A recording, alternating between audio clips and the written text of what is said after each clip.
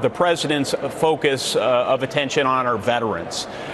It is so important during what remains a time of war against international terrorism and other threats to the American people that we don't forget about the people who put their life on the line for us, and some who make the ultimate sacrifice. I know as a military brat, you feel strongly about this issue. I had a mother from the state of Indiana contact me before the address, Sandy Terwisky. I've come to know her well over the years. In fact, I've worn her son's bracelet on my left wrist for a number of years to honor her son. I was able to give that to the president last night because Sandy Terwisky said this president has not forgotten the sacrifices of people like her son, Alec.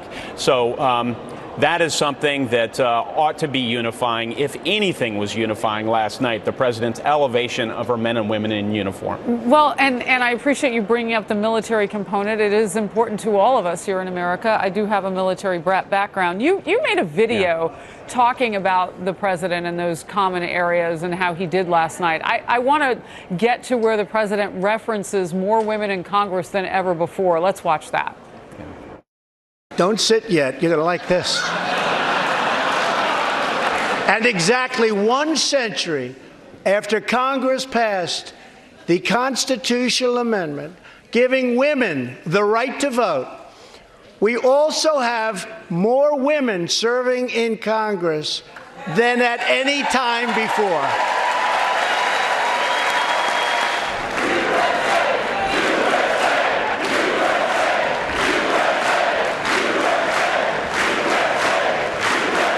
A moment that resonated outside of that room and through television sets, no doubt, across the country. Senator Young, a quick thought on that, and then I'm going to move on to the next topic. Well, look, we have an unfolding history as a nation of becoming a more perfect union. We still remain imperfect. There's work to do, but I think we can celebrate the fact that most of our college graduates, most of our college attendees are now females in this country. We've gone such distances, and as a father of 3 young daughters, I celebrate that fact once again. That was a unifying message and something I think we can build on in the next 2 years. Meanwhile, House Speaker Nancy Pelosi once again signaled that she will support whatever agreement the bipartisan border security conference comes to. She first said that last week. And she says now that she is optimistic they'll meet their deadline. Here she is. Left to their own devices, I think they can have an agreement on time by Friday. It has to be signed, the conference report, by Friday. I spoke with Senator Shelby. I told him, whatever you all come to agreement on, bipartisan agreement, I will support. Will that change things? Well, I like to hear those words, and I'm encouraged by that language. The people back in my home state of Indiana, like so many across the country, really want results. They want to make sure that we secure that border.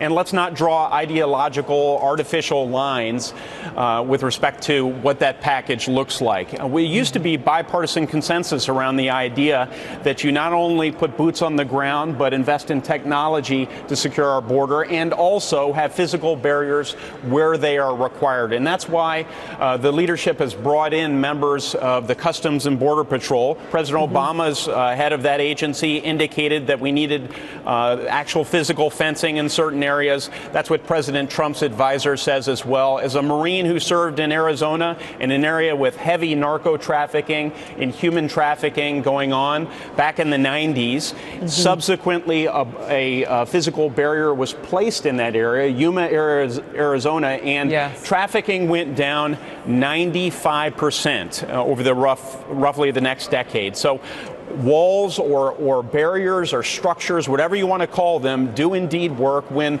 properly and intelligently placed. And I hope that's part of the final package we can agree on. Nancy Pelosi saying left to their own devices. Hopefully that bipartisan group can do what they need to do without a lot of influence other than the experts. Senator Young, great to have you on the program today. Thank you very much for your time. Thank you for having me, Harris. Democratic